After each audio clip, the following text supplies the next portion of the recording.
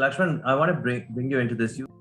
I see a lot of finance people, starting out their careers now, reluctant to join startups, Yes. right? Especially technology-related startups. Yes. And if we have to talk about how finance as a function has changed, right?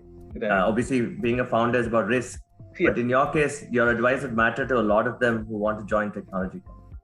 If you're as a finance professional, apart from tech startups, first is I think selecting the sector is the critical.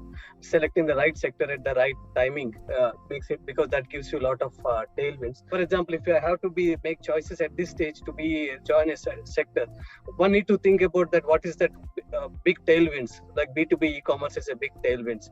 D2C consumer brands, which earlier it is only the 4 large conglomerates used to build all the brands. Setting up a brand is not so difficult, and once you create a valuable brand, it's a huge value creation.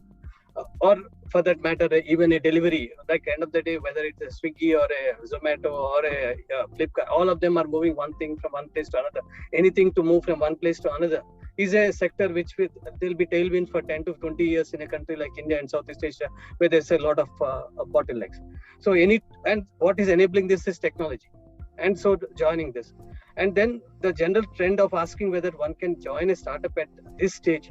If you ask this question 7-8 years back, yes, it's a risk, because there's no much ecosystem and a company becomes a unicorn. Earlier, it used to be 10 to 12 years to become a unicorn. Now, if you're in the right sector, right support, the company becomes unicorn in 5 to 7 years. But there's a lot of opportunity. So if you join a startup, and a person who becomes as a finance professional is choosing a startup, you can become a CFO of a large startup at the age of 30 to 35 is possible now. Even if the startup fails, that experience is valuable. You move to the next startup and the career is set, sort of thing.